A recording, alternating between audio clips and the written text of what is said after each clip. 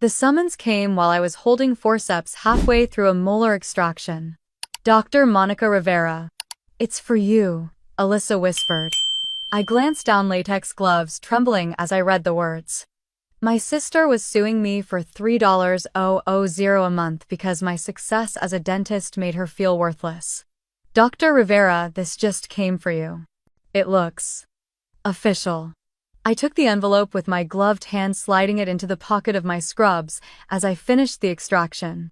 My mind raced through every overdue bill, every licensing renewal, every malpractice insurance payment I might have missed.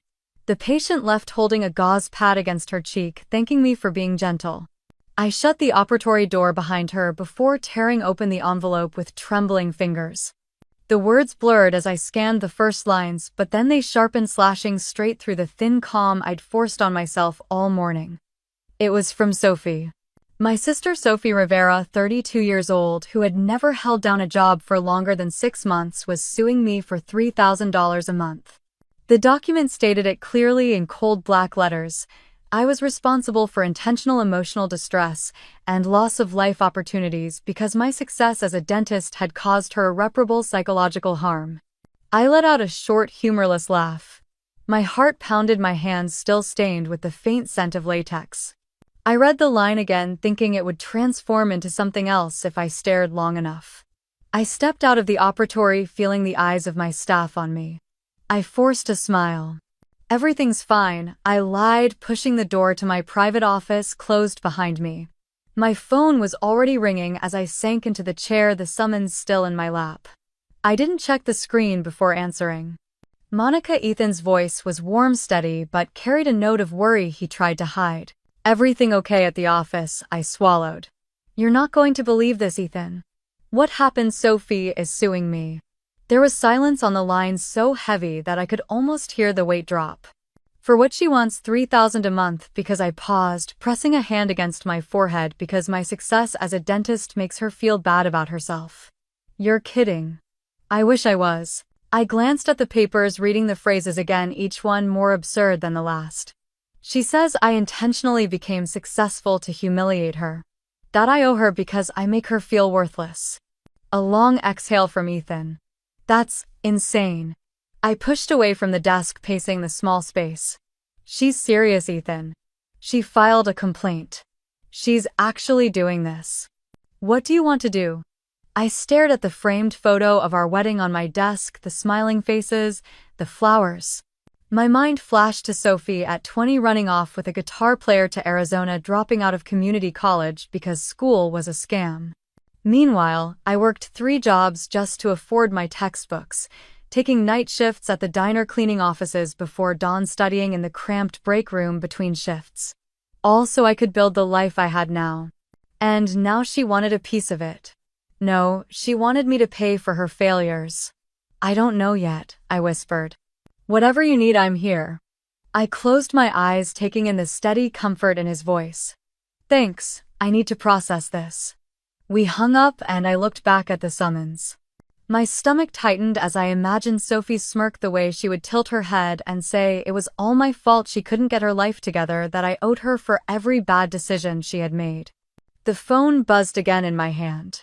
This time it was my mother's number flashing across the screen. I stared at her name on the screen, letting it buzz twice more before I answered. Hi, Mom. Her voice was tight, as if she'd been holding her breath. Monica, I heard from Sophie. Of course she had. Sophie always called her first, always painted herself as the victim before the truth could catch up. I sank back into my chair, closing my eyes for a moment. She's suing me, Mom. I know. There was a rustle on the line, as if she was pacing her kitchen. She's upset, Monica. She's been crying for days. Mom, she's suing me for $3,000 a month because I make her feel bad about herself. Sweetheart, you know how sensitive she is. I let out a breath, trying not to snap. She's 32, Mom. She's struggling, so did I. My voice rose, breaking the calm I had tried to keep all morning. I worked nights at a diner, I cleaned offices, I took out loans to finish dental school while she followed some guy with a band to California. Monica, please, she pleaded softly, don't say it like that. How should I say it, Mom? She's trying to blame me for every bad choice she's made. She feels like you've left her behind. I almost laughed. I didn't leave her behind, Mom. She never wanted to catch up. There was a pause, the hum of the refrigerator in the background filling the silence. She's your sister. I know, I whispered, pressing a hand to my forehead. But this is insane. She says you've never helped her, Monica.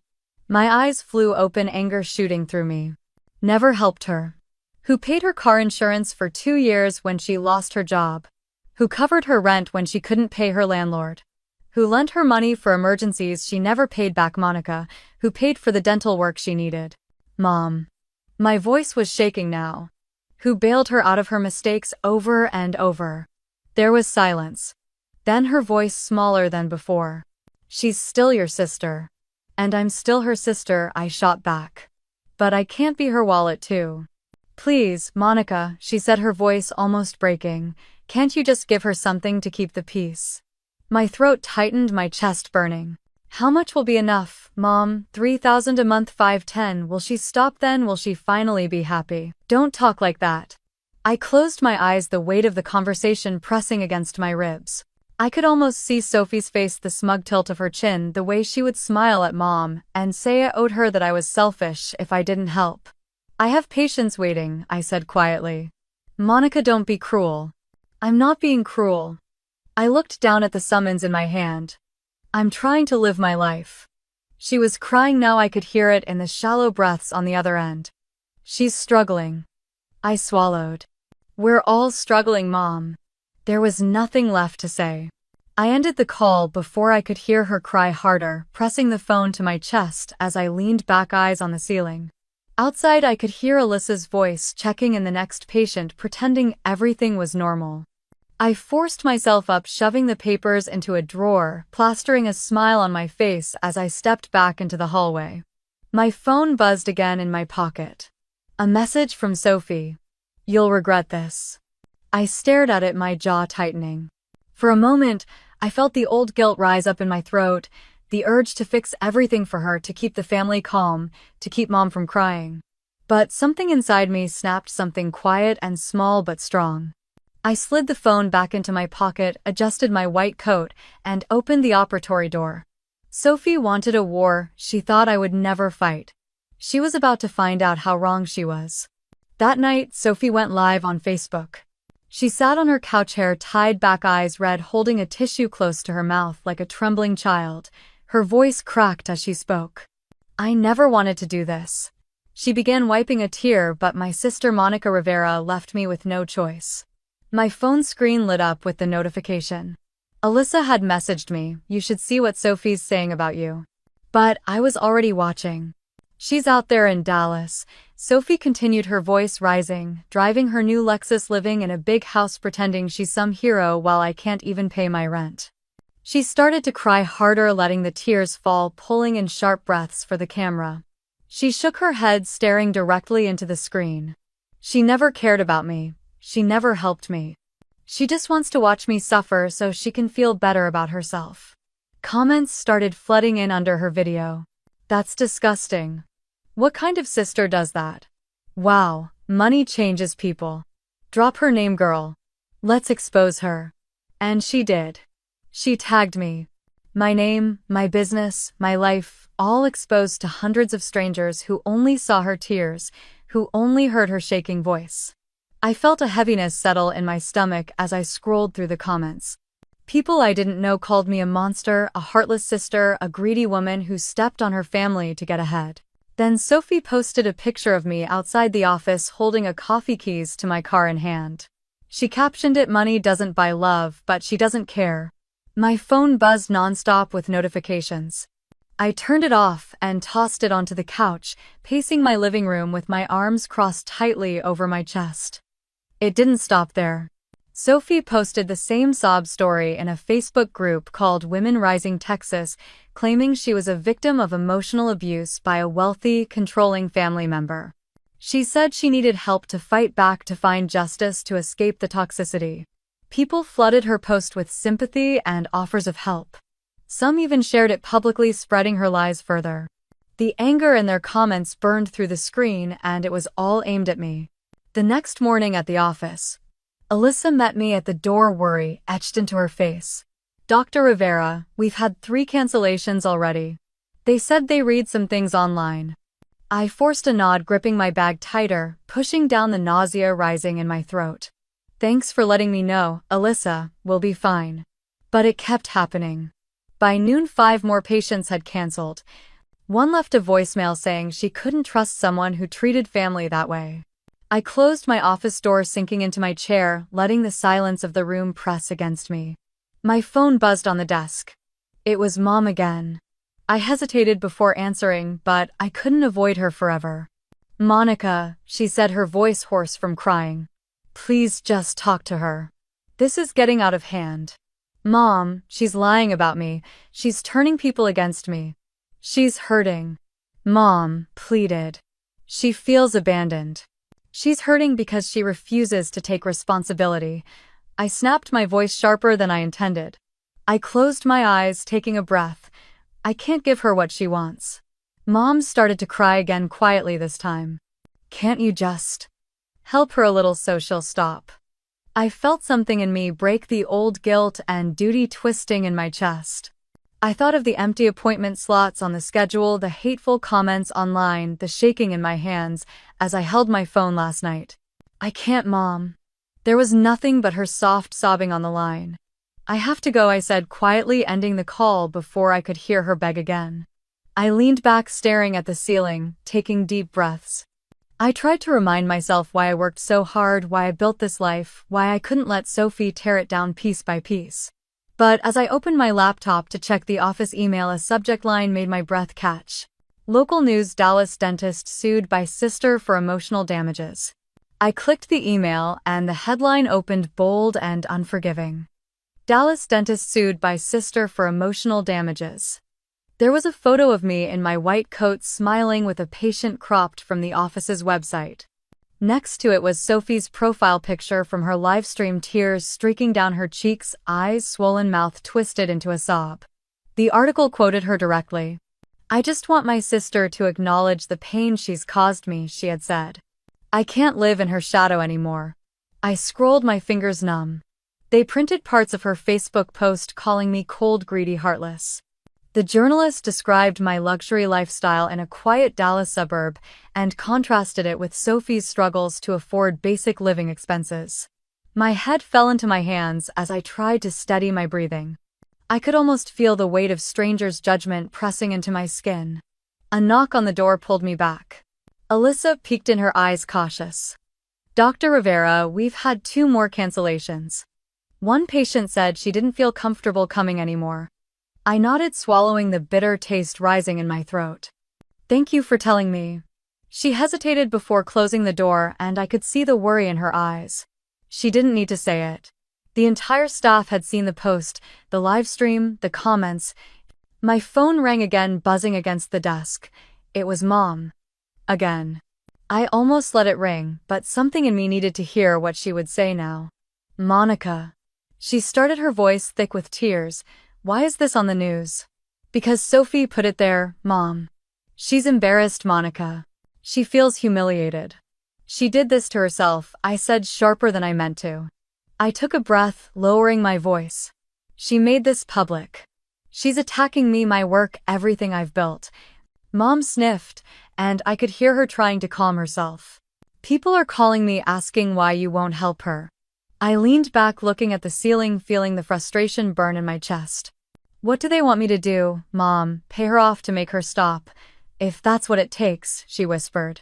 I closed my eyes, pressing my thumb against the space between my eyebrows. You can't be serious. She's your sister. She's ruining my life, Mom. She's hurting, she repeated. I opened my eyes, staring at the news articles still glowing on my laptop. So am I. There was silence long enough that I wondered if she had hung up. Your father says you shouldn't give in, she finally said, her voice trembling. He says you've done enough for her. He's right. I just want my girls to be okay, she said, breaking into a quiet sob. I ended the call before I could hear her cry more, dropping the phone onto the desk with a soft thud. I stood, moving to the window, looking out at the parking lot where my Lexus sat in the sun, the same car Sophie had mocked online. My reflection in the glass showed tired eyes, hair pulled back in a loose bun, lines on my forehead I hadn't noticed before. I was tired. Tired of paying for her mistakes, tired of being the villain in a story she wrote for sympathy, tired of being the one who had to fix everything. My laptop chimed again, and I turned, seeing another notification pop up. A friend from dental school had sent me the link to Sophie's latest post, where she had shared the article with a new caption. All I ever wanted was love from my sister. Underneath, comments poured in. She's a monster. Money doesn't buy compassion. Expose her. She deserves it. I closed the laptop, the room suddenly too small, the air too heavy.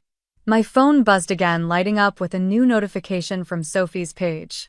Live now, the truth about my sister. I stared at the screen, my pulse pounding in my ears as I felt the last bit of calm drain out of me. My phone rang the next morning while I was reviewing patient charts. I glanced at the screen. Bill Chang. My stomach tightened as I answered. Hi Bill, good morning. His voice was clipped formal. Morning, Monica. I wanted to let you know I'm pulling out of the veneers package. I blinked, gripping the phone tighter. Is there a problem with the plan? We already did your impressions. I received some concerning messages, he said, pausing as if weighing his words. About your family. About how you treat people. My throat went dry. Bill, whatever you saw, it isn't true. There were screenshots, Monica, he said. I've always liked you, but I can't be involved in a business that mistreats family.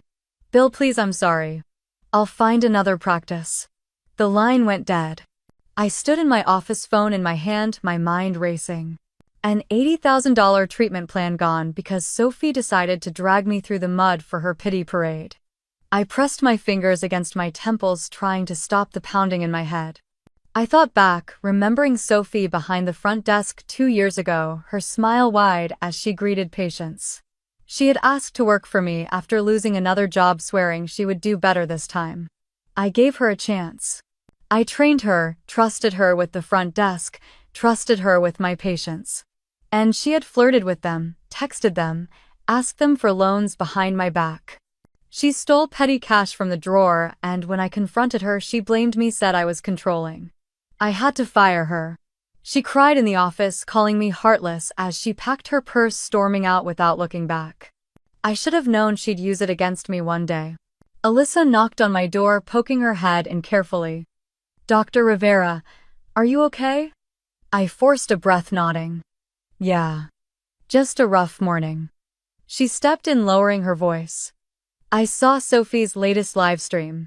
I'm sorry. I closed my eyes for a moment before meeting her gaze. Thank you for letting me know.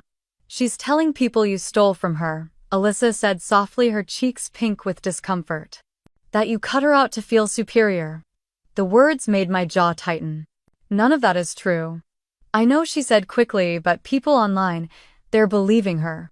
I nodded, fighting the burn in my chest as I sat back down. Thanks, Alyssa. When she left, I pulled up Sophie's page. Her newest post had a selfie of her and Ryan Thomas, captioned with, "Blessed to have someone who supports me in fighting for justice."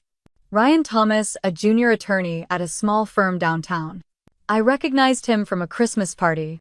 Sophie dragged him to last year, his polite smile, the way he hovered around her like she was fragile glass. And now he was helping her sue me.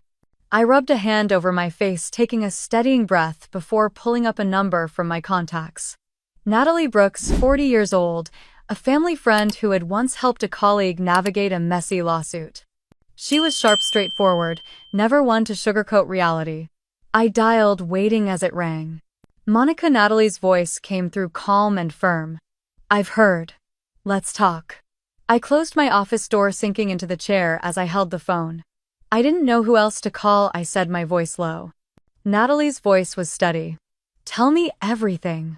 I took a breath, forcing myself to stay calm as I explained Sophie's lawsuit, the live streams, the messages, the cancellations, and Bill Chang pulling out of his treatment plan after receiving anonymous texts. She used to work for me, I continued, gripping the edge of my desk. She had access to patient contact information. I think she took Bill's number when she worked the front desk. Natalie was silent for a moment before responding. That's illegal. And reckless. It's Sophie, I said bitterly. She thinks she can guilt people into siding with her. She's not doing this alone, Natalie said. I heard she's with Ryan Thomas. My shoulders stiffened. He's helping her sue me. Natalie gave a small, humorless laugh. A junior associate who doesn't know what he's stepping into. I rubbed a hand over my face. She's ruining me, Natalie. No, Natalie said firmly. She's trying. There's a difference. I let out a breath I didn't realize I was holding. What can we do? We start by documenting everything, she replied. Every payment you've ever made to her, every text, every email. Any witness who can testify to her behavior. She's twisted everything, I whispered. She's emotional and impulsive, Monica, Natalie said. That's her weakness. She'll contradict herself.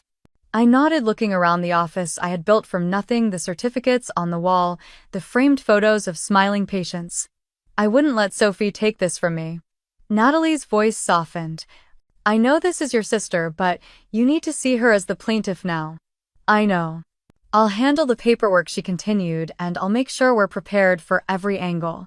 A quiet settled between us, heavy but steadying. Thank you, I said. Don't thank me yet, Natalie replied. Just send me everything you have.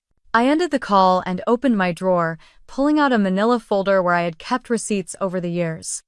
Checks I had written for Sophie's rent, her car insurance, the dental work I did for her for free, the cash I gave her for emergencies. That were always followed by radio silence. 10 years of enabling her hidden under the belief that it was what family did. I placed the folder on the desk, staring at it, letting the memories wash over me. Sophie smiling as she left with my money, promising to pay me back. Sophie crying on the phone when she needed help. Sophie laughing when she told me I was too uptight about money. My phone buzzed again, pulling me from the memories. A text from Natalie. I'll review everything tonight. We fight back tomorrow. I let the message sink in before I turned back to the folder, flipping it open, spreading the receipts across my desk. As I organized them, I felt a small flame of resolve light inside me. Enough. I would not let her destroy everything I built. A knock came at my office door and Alyssa stepped in, holding a small stack of mail. She placed it on the desk before glancing at the papers spread out. You're going to fight her, aren't you? She asked. I met her eyes, seeing the worry, the quiet loyalty. Yes, I said, my voice steady. I am. Alyssa nodded once before slipping out of the room, closing the door behind her. I sat down again, staring at the organized piles, letting the quiet of the room wrap around me. The door opened once more and Natalie walked in, a stack of folders in her arms. She dropped them onto the desk and looked me in the eye. Sophie doesn't know who she just started a war with. Natalie sat down across from me, flipping open the top folder as if she were slicing open a wound. She's more reckless than I thought, she said, sliding a printed screenshot across the desk. It was Sophie sitting on her couch, a thin blanket around her shoulders, tears streaking down her cheeks as she stared into her phone camera. A banner across the top read, "Help me escape my abusive sister." She went live on Facebook 2 nights ago, Natalie continued, her voice calm but cold. She told everyone you're controlling, that you've cut her off financially to punish her, that you're forcing her to live in fear. I stared at Sophie's face, frozen mid-sob, the comments visible on the screenshot. She says you're the reason she's sick, Natalie added, pulling out another image. Claims she has thyroid disease and can't afford treatment. I felt a bitter laugh rise in my chest, but it caught in my throat. She's not sick. She's also telling people you stole money from her, Natalie said, flipping to another page, and that you're hiding family money that belongs to her. She's lying to strangers for money, I whispered, shaking my head. And it's working, Natalie replied. In one night she raised almost $8,000. I let the words sink in, feeling the heat flush through my face. She's spending it, isn't she? Natalie nodded, once sliding a printed Instagram story toward me. Sophie was holding up a shopping bag from a luxury boutique, her face lit up with excitement. The caption read, "Finally treating myself after so much pain." Next to her in the photo was Ryan, smiling at the camera with his arm around her waist. He thinks he's protecting her, I muttered. He thinks he's a hero, Natalie corrected, but he's enabling her fraud. I stood up, pacing behind my chair, my arms crossed tightly over my chest. She's scamming people, Natalie. She's telling them I'm abusing her, that I'm destroying her life. Natalie leaned back, studying me carefully. She's desperate for attention, Monica, and she thinks you're too ashamed to fight back. My phone buzzed on the desk. I glanced at it, my stomach twisting as I saw the message. Pay me or I tell everyone about Dr. Brown. My fingers clenched around the edge of the desk. She's blackmailing me now. Natalie's eyes darkened. Let me see. I handed her the phone. She read the message, her jaw tightening as she placed it down. She's threatening to accuse Dr. Brown of harassment, I said, my voice shaking with anger. If I don't give her money, she'll try to destroy him. She's playing with people's lives for leverage. Natalie said, her tone sharp. That's a crime. She doesn't care, I snapped. She'll say whatever she wants to get what she wants. Natalie nodded, flipping open her laptop and inserting a flash drive. She turned the screen toward me, pressing play. The video showed Sophie at a rooftop bar holding a cocktail in one hand, Ryan's arm around her shoulders. She was laughing, her hair done, makeup flawless, wearing a new jacket I'd never seen before. To freedom, Sophie said, raising her glass to the camera. And to people who actually care. They clinked glasses, Ryan leaning in to kiss her cheek as she giggled. I felt the last piece of sympathy I had for her drain out of me. She's not sick, I said quietly. She's not suffering. She's celebrating. Natalie clicked pause, the image freezing on Sophie's smiling face. We have screen recordings of her shopping, eating out, laughing with friends, all while claiming she can't afford medicine, Natalie said. We have screenshots of her calling you abusive while she's spending donation money on designer shoes. I stared at the frozen image, my jaw tight, my chest rising and falling as I forced myself to breathe. She thinks this is a game, I whispered.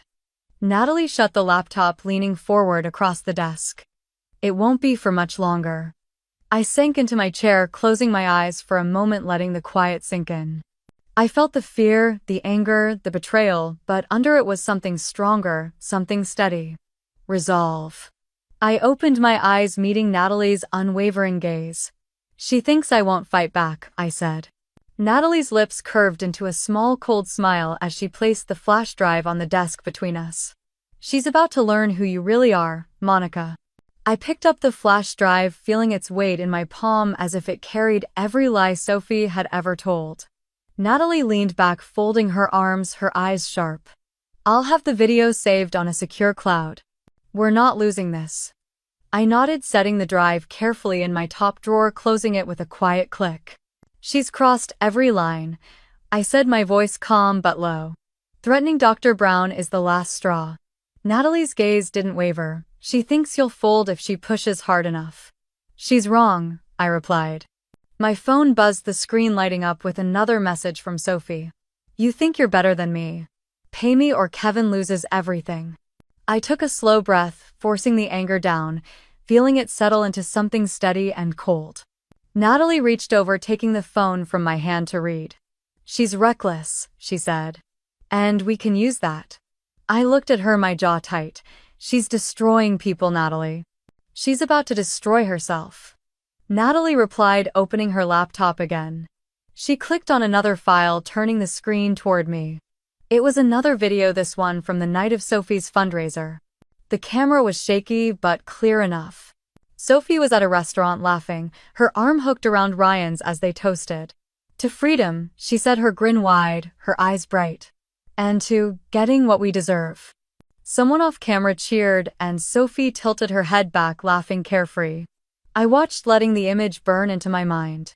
I thought of the women who donated, who believed they were helping someone sick and trapped. I thought of Dr. Brown, who had built a reputation on kindness and skill, who now faced a false accusation if I didn't pay. I clenched my fists.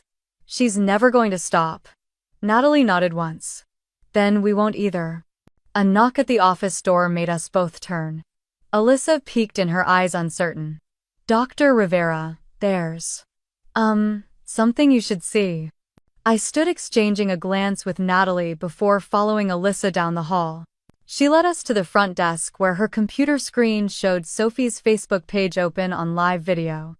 Sophie was sitting in her car, tears streaming down her face as she spoke into the camera. My sister is trying to ruin me, she sobbed. She's trying to silence me and I'm scared. Thousands of people were watching the comments flooding in. Stay strong, Sophie. She's evil. Expose her. Sophie lifted a piece of paper to the camera. It was a screenshot of a bank transfer from me dated 3 years ago when I had paid her rent after she was evicted. She waved at her voice breaking. She thinks this makes her a hero, but it was hush money, she cried. She's hiding what she did to me. Natalie let out a quiet, sharp breath. She's spinning your kindness into evidence against you. My pulse pounded as I watched Sophie's tears fall, her shoulders shaking as she forced sobs between words, pausing for dramatic effect. I'm tired of living in fear, she said. I'm tired of pretending everything is okay. Ryan's hand appeared from off-screen, squeezing her shoulder as she buried her face in her hands. The comments kept coming, pouring gasoline onto the fire she had started. She's weaponizing victimhood, Natalie muttered, shaking her head. She's digging her own grave. I didn't respond, my eyes locked on the screen as Sophie lifted her face again, tears glistening on her cheeks, her lips trembling. She took a shaky breath, leaning closer to the camera. I'm going to tell you everything about Monica Rivera, she said, her voice low, eyes burning with false resolve. You all deserve to know who she really is. Natalie's phone buzzed and she glanced down before looking back up, her expression sharpening. We have the footage, Monica, she said, her voice quiet but firm. And it's exactly what we need. My father knocked on my door that evening, his hand resting on the frame, shoulders slumped under the weight of years I hadn't noticed until now. Can I come in? He asked softly. I stepped aside, letting him into the kitchen where the hum of the refrigerator was the only sound. He glanced around before pulling out a chair, sitting down with a heaviness that made my chest tighten. I sat across from him, waiting. He rubbed his hands together, staring at the floor. I need to tell you something. My stomach sank. What is it? He looked up, his eyes tired but clear. It's about Sophie. I exhaled, leaning back, bracing myself. When you were in dental school, he began, his voice low, Sophie forged your signature on a loan. I blinked, the words sinking in like cold water down my spine. What she said, you agreed to co-sign, he continued, his voice shaking slightly. Your mother found out when the collection notices came. She paid it off, Monica. I stared at him, the edges of my vision blurring. How much? $10,000, he said quietly. Your mother didn't want you to know. She didn't want you to hate Sophie. I pressed a hand to my forehead, closing my eyes, as the memory of those years came flooding back, working double shifts, studying in the break room, living on cheap coffee and instant noodles while Sophie was out posting pictures from music, festivals, and beach trips. She lied to me, I whispered. She lied to all of us, he replied. Your mother thought she was protecting you, but she was just protecting Sophie. I dropped my hand, meeting his eyes. Why are you telling me now? His shoulders lifted and fell, a sigh escaping. Because it's gone too far. Your mother still wants you to drop this. She thinks if you give Sophie something it will stop. It never stops, I said, my voice sharper than I intended. It's never enough for her. He nodded, eyes glistening. I know. We sat in silence, the weight of unspoken truths pressing between us. I love your mother, he said after a moment, but she's been enabling Sophie since the day she was born. She always made you the responsible one. Always made you give in. I felt a tear slip down my cheek, and I wiped it away quickly. I'm tired, Dad, I whispered. I'm tired of fixing her mistakes. He reached across the table, placing his hand over mine, his skin warm and rough. You don't owe her your life, Monica. I swallowed the words, sinking deep. Mom won't understand. She might never, he said, squeezing my hand gently. But that's not your burden to carry. A noise came from the front door, and Ethan stepped in, pausing when he saw us at the table. His eyes moved from my father to me, and he set down his keys, coming over to place a hand on my shoulder. You okay? He asked. I nodded, but the tears came anyway, quiet and warm down my cheeks. Ethan pulled me into his arms, pressing a kiss to the top of my head. You don't owe her your life, Monica, he repeated, his voice steady. You've done enough. I closed my eyes, leaning into him, letting the comfort wash over the ache in my chest. My father stood, squeezing my shoulder before heading toward the door. He paused, looking back at us. I'm proud of you, he said quietly. When the door closed, Ethan held me tighter and for the first time in weeks I let myself cry. Ethan guided me to the couch, sitting down beside me as I wiped the tears from my cheeks. I'm sorry, I whispered, my voice cracking. I didn't want you to see me like this. He shook his head, pulling me closer. Don't apologize. You've been holding this in too long. I leaned against him, listening to his steady breathing, letting it ground me as the weight of everything pressed into my shoulders. Do you think I'm being cruel? I asked, my voice barely above a whisper. No, he said firmly. I think you're finally protecting yourself. I closed my eyes, pressing my forehead against his chest. Mom won't understand. She doesn't have to, he replied. You've spent your whole life trying to fix Sophie's messes. You don't owe her that. A quiet settled between us, heavy but calm. I'm scared, I admitted. What if this destroys our family? Ethan tilted my chin up gently, making me meet his eyes. Monica, your family was never yours to save. His words sank deep, settling in the space that had always been filled with guilt. My phone buzzed on the coffee table, the screen lighting up with Mom's name. I hesitated before picking it up, pressing it to my ear. Monica, she started, her voice shaking. I heard your father came to see you. He did, I replied, keeping my tone steady. She sniffled, and I could picture her sitting at the kitchen table, wringing her hands. You don't have to do this. Please just give Sophie what she wants so we can move on. I swallowed, closing my eyes. Mom, she's blackmailing people, she's lying to everyone. She's using you. She's hurting, Mom whispered, her voice breaking. I'm hurting too, I said, my voice soft but firm. She's trying to ruin my life. She's your sister, she cried. I know, I replied, my throat tight, but I can't keep paying for her choices. There was silence, filled only by her quiet sobs on the other end. She needs help, I added, but I can't be the one to fix her. She'll hate you for this. Mom said, her voice trembling. She already does, I whispered. I ended the call, setting the phone down, leaning back into the couch as Ethan wrapped his arm around me again. You did the right thing, he said quietly. I nodded, taking a deep breath, letting it out slowly as I stared at the ceiling. For the first time, I felt the guilt loosen its grip around my chest. The house was quiet, the kind of quiet that feels like the aftermath of a storm. I sat there, letting it wash over me, knowing that there was no turning back. I stood, moving to the window, looking out at the dark street, the streetlights casting long shadows across the sidewalk. I thought about Sophie, about every time I had picked up the pieces for her, every time I had covered for her lies, every time I had put her needs before my own. Not anymore. Ethan walked up behind me, resting his hands on my shoulders. You're stronger than you think, Monica. I placed my hand over his, nodding slowly, letting the resolve settle deep. The next morning, the light streamed through the kitchen window as I poured myself a cup of coffee. My phone buzzed on the counter. Natalie's name flashed on the screen. I answered, bringing the mug to my lips. It's set, she said, her voice clear. The court has scheduled the hearing. Rain tapped against the windshield as I parked outside the Travis County Courthouse, the gray clouds hanging heavy over Dallas.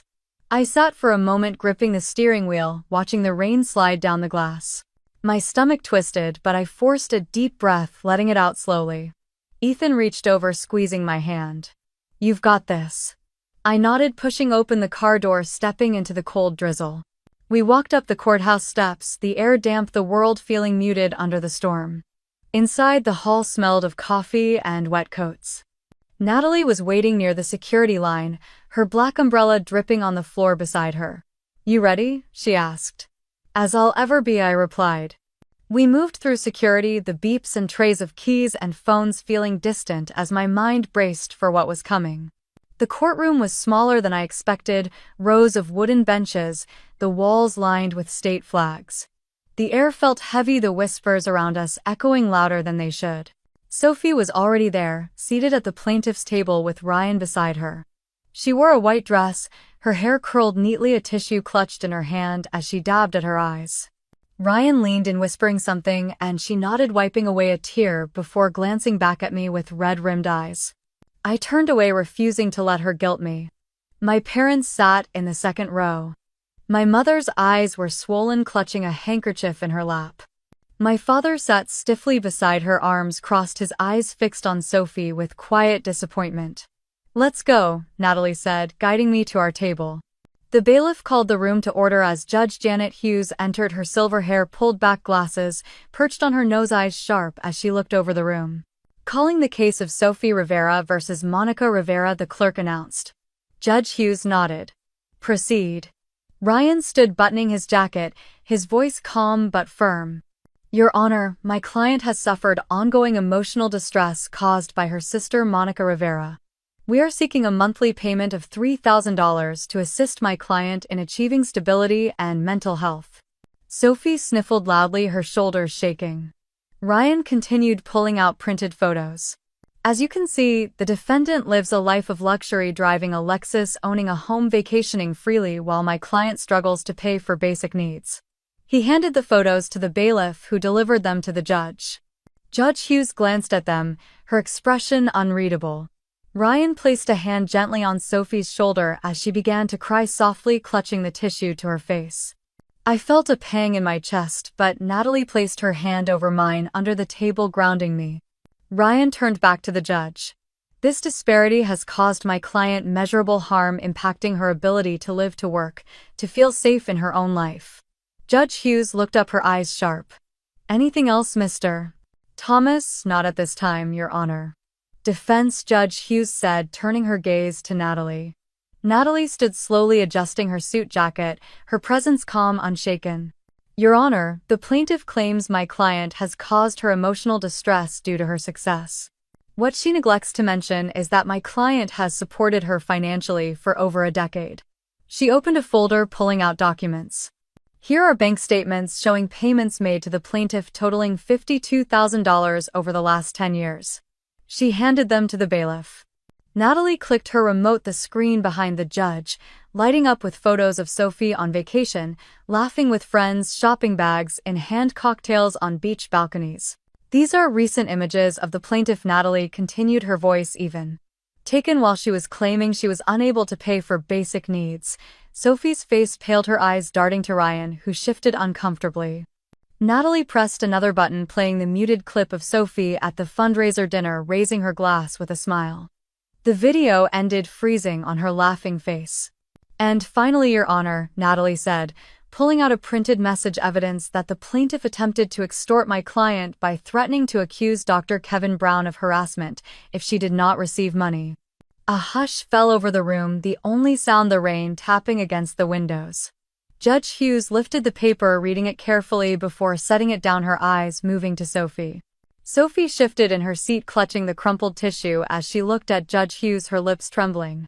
The judge's gaze was steady, unblinking, the kind that made the room feel smaller, the air tighter. "Miss Rivera," she began, her voice calm, "you are asking this court to order your sister to pay you $3,000 each month for emotional distress you claim is caused by her success." Sophie nodded quickly, her voice soft.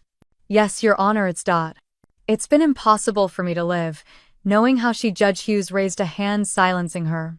"You've presented photographs of your sister's car, her home, her vacations as evidence of this disparity." Sophie's eyes flickered toward Ryan, who gave her a reassuring nod. "Yes, Your Honor. It's like she wants me to feel small."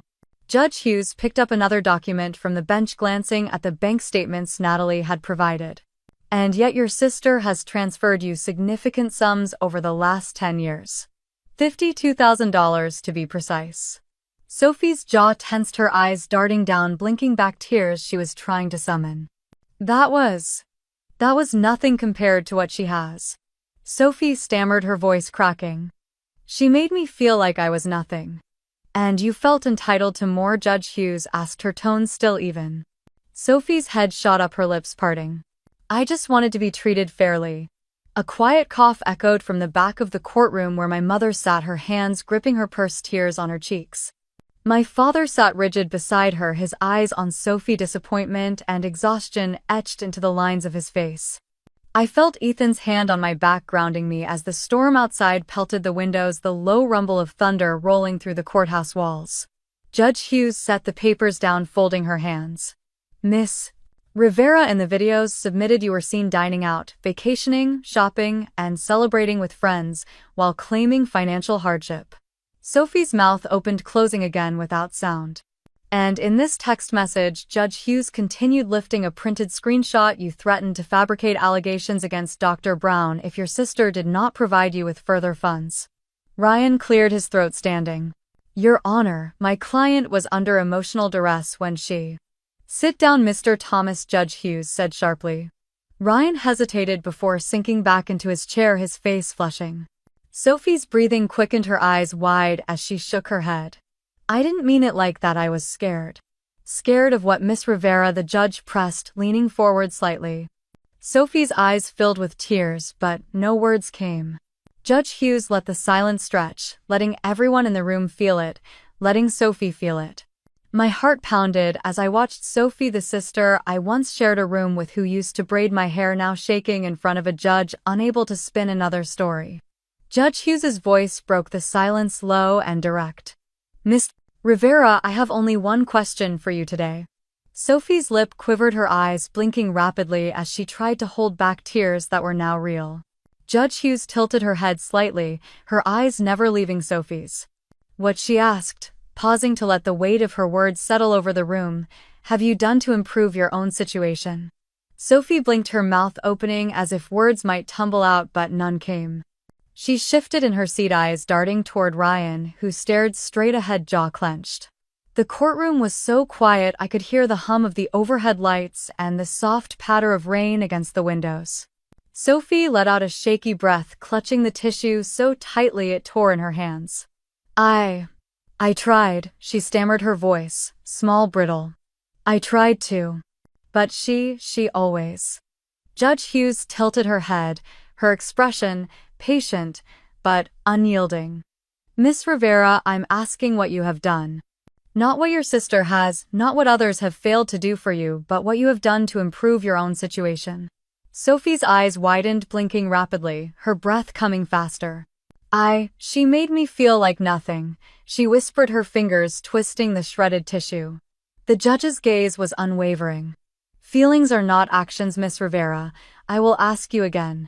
Sophie's lips moved, but no sound came out, her eyes filled with tears that spilled down her cheeks, smudging her mascara as she shook her head. I couldn't, she finally gasped. She took everything. The judge exhaled softly, her face unreadable. No, Miss Rivera, your sister's choices are not yours. Her achievements do not prevent your own. Sophie's face turned red, her shoulders trembling as a sob ripped from her throat. She slammed her palms against the table, making papers jump. You don't understand, she screamed, her voice cracking. She ruined everything. She's always had everything. Her cries echoed off the wood-paneled walls, sharp and raw, slicing through the heavy air of the courtroom. Ryan closed his eyes, letting out a sigh before quietly gathering his papers and sliding them into his briefcase. His movements were slow, deliberate, as if he didn't want to draw attention, but the sound of the zipper closing was loud in the silence. Sophie turned wild-eyed, grabbing at his sleeve. Ryan, please. You said you'd help me, you promised. Ryan pulled his arm away, not meeting her gaze. I'm sorry, Sophie, he said quietly, stepping back. I can't help you. He turned and walked toward the exit, his footsteps steady, leaving Sophie's hand hanging in the air. No, don't you leave me, she shrieked, her voice ragged, but he didn't look back. Sophie's sobs filled the room as she slumped into her chair, her hands clutching her hair, rocking slightly as if trying to disappear. Judge Hughes waited, letting the sounds fade, her expression calm as she picked up her gavel. This court will not enable entitlement, she said, her voice clear, carrying across the room. Your sister's success is not your failure, Miss Rivera, and it is not the responsibility of this court to compensate you for your refusal to take responsibility for your own life. Sophie's shoulders shook, her face buried in her hands as the words sank in. Judge Hughes glanced at the documents one last time before lifting her gaze to the room. This case is dismissed with prejudice, she announced, her tone final. The plaintiff will cover all court costs and the defendant's legal fees. She brought the gavel down with a sharp crack that seemed to vibrate through the floor. A breath I didn't realize I was holding slipped out of me, leaving me lightheaded. Beside me, Natalie turned a small smile, softening her usually stern features as she squeezed my hand. "It's over," she whispered, her voice warm, steady. I glanced back, meeting my father's eyes. His lips curved into a tired but proud smile, his chin dipping in a nod that told me without words that he was proud of me. My mother sat beside him, her eyes down, tears slipping down her cheeks as she clutched her purse. She didn't look at Sophie, didn't look at me. For a moment, everything was quiet except for Sophie's muffled sobs. She lifted her head, her eyes red strands of hair, sticking to her tear-streaked cheeks. Her gaze found me sharp and desperate, her lips curling into a snarl. "You'll pay for this, Monica," she screamed, her voice echoing through the courtroom. "You'll pay for this, you'll see." She lunged forward, her hands slamming the table again, rattling the empty water cup that rolled off the edge and hit the floor with a sharp crack. "Everything you have should have been mine." Sophie's voice was raw, breaking as she shouted. "You stole it all. You stole my life." The bailiff stepped forward, his hand hovering near her arm. "Ma'am, that's enough." Sophie jerked away, tears streaking black lines down her cheeks, mascara pooling under her eyes. Her breaths came in ragged gasps as she pointed at me again, her finger trembling.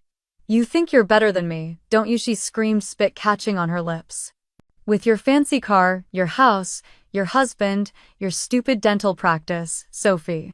My mother's voice cracked from behind her hands, clutching her purse against her chest. "Stop it, please." Sophie turned, eyes wide, as if noticing her for the first time. "Oh, now you care," she shouted, her voice rising higher. "You always took her side. You always loved her more." My mother shook her head, tears streaming, her lips moving silently as she mouthed, "No, Sophie, no." My father stood beside her, his face pale but steady, eyes locked on Sophie with a sadness that seemed to fill the room. "This is enough," he said, his voice low, steady. "You've done enough damage." Sophie's shoulders heaved as she let out a broken sob, the fight in her body collapsing into shaking as she gripped the back of the chair, knuckles white. "Don't look at me like that," she cried at him, her voice cracking. "You think she's perfect, don't you? You think I'm trash."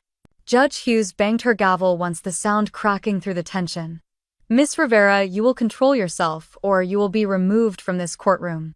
Sophie's eyes flickered to the judge, then back to me, her chest heaving. Her lips twisted, fury mixing with fear in her expression. For a moment she looked like the child she once was, small, lost, unable to understand why the world didn't bend for her. Natalie's hand found my wrist under the table, steadying me as I watched the sister I had once shared birthday cakes with, now a stranger, screaming in a courtroom. Sophie's voice dropped to a whisper, but it was sharp, cutting through the silence. "You will pay, Monica. I will make sure you pay." She turned, shoving past the bailiff, her heels clacking angrily against the floor as she stormed toward the doors. Her sobs echoed as she pushed them open, the heavy doors banging back against the wall before closing with a dull thud. The silence that followed was deep, almost sacred, broken only by the rain tapping against the courthouse windows. I let out a breath. I hadn't realized I was holding the air trembling in my lungs as I looked over at the judge, who watched me with a measured calm before she nodded once and stood, stepping back into her chambers. Natalie exhaled beside me, a small relieved laugh under her breath. "It's done," she whispered. I turned, searching the rows behind me, locking eyes with my father. His smile was small, proud, his eyes glassy as he mouthed, "You're free." My mother sat beside him, her face in her hands, shoulders shaking with silent sobs, refusing to look up. I stood slowly, my legs unsteady, the weight of years of guilt and fear loosening from my shoulders as I felt Ethan's arm slip around me, grounding me. Sophie's last words echoed in my mind, but for the first time they didn't scare me. They were empty. She was empty. I didn't expect it to end with a single gavel strike. I thought Sophie would haunt every corner of my mind, but after that day, the noise she created felt smaller, like a storm moving far into the distance. A week later, I heard she went live again, her eyes, red hair unwashed, screaming into the camera that the system was rigged, that I had paid off the judge, that rich people always won. But this time the comments were different. I saw screenshots people sent me showing the flood of messages calling her out, demanding refunds from her fundraiser, reminding her of the lies she told. "You scammed us, Sophie. You're a fraud. We believed you and you used us." Women from the Women Rising Texas group posted receipts sharing how they had given her money for medical treatments she never needed while she was buying designer bags and cocktails in rooftop bars. A former roommate of Sophie's shared a post about how Sophie had skipped rent for 3 months before vanishing, leaving the apartment trashed.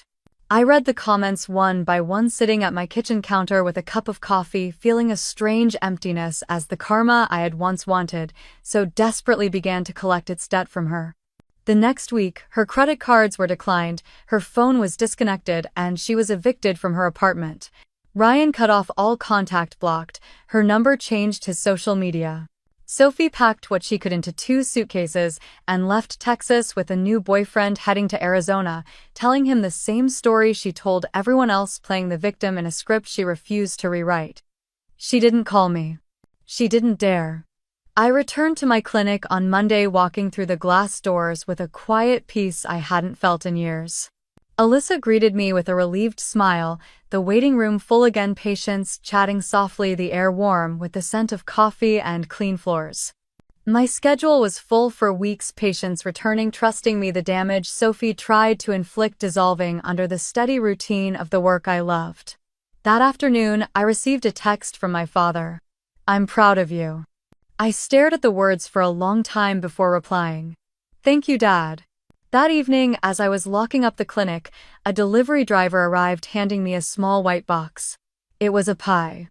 My mother's handwriting was on the note taped to the top. No words, just a pie.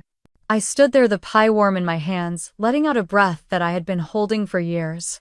Forgiveness is quiet, I thought. Sometimes karma isn't loud. Sometimes it arrives when the excuses run out, when the last person willing to listen finally walks away. Sophie had spent her life running from herself, blaming everyone, blaming me, blaming the world for the emptiness she refused to fill. And for the first time, it was no longer my job to fix it. The days after the trial felt quiet in a way I hadn't known in years. I woke up to the sunrise, brewed my coffee, and sat on the porch with Ethan, letting the morning air clear the last traces of fear Sophie had left behind. But Sophie couldn't let it go. She went live again, her face close to the camera, tears streaking her cheeks, screaming that the system was rigged, that I was rich enough to buy the court, that no one cared about women like her. She tried to rally sympathy, but this time people didn't clap for her. Women from the Women Rising group posted screenshots showing how Sophie had used their donations for shopping sprees, dinners, and weekend trips. They demanded accountability, calling her a liar, a thief, a manipulator. Friends she had borrowed money from messaged her publicly, reminding her of the hundreds she never paid back. Old roommates shared how she left apartments in chaos, bills unpaid, moving on to the next place, the next person to use. Her stories didn't work anymore. Ryan blocked her on everything, his profile now scrubbed of any trace of Sophie, moving on with a quiet apology to those who had believed in her lies. A week later, Sophie's landlord posted a notice that she had been evicted for non-payment, her things left on the curb, rain-soaking boxes, as she screamed at the sky, demanding someone fix it for her. I heard she moved to Arizona with a new boyfriend, telling him the same stories she always told, that she was the victim, that the world was cruel, that her sister had stolen her life. But there was no one left to believe her for long. I returned to the clinic, unlocking the glass doors, breathing in the clean scent of coffee and the soft hum of the waiting room, filling again with patients who trusted me. Alyssa hugged me that morning, whispering "welcome back," before returning to the front desk, the phone ringing with new appointments. I spent the day doing what I loved, helping people, focusing on the steady hum of the drill, the warm gratitude in my patients' smiles. That evening, as I locked up, my phone buzzed with a message from my dad. "I'm proud of you." I read it twice before replying. "Thank you, Dad." When I arrived home, a small box sat on the porch, the scent of warm pie seeping through the paper. My mother's handwriting was on the note, shaky but familiar. She didn't call, didn't text, just sent the pie. It was enough. That night, Ethan and I sat at the kitchen table, sharing the pie in silence, letting the sweetness settle the last pieces of chaos Sophie had left behind. I thought about karma, how it doesn't always come when we want it, how it waits silent, patient, arriving when there is nowhere left to hide. Sophie had spent her life running, blaming, demanding. And now there was no one left to fix it for her. I leaned back, letting out a breath, feeling the quiet peace I had fought for, earned, and claimed for myself. If you've ever been in a situation like this, share in the comments.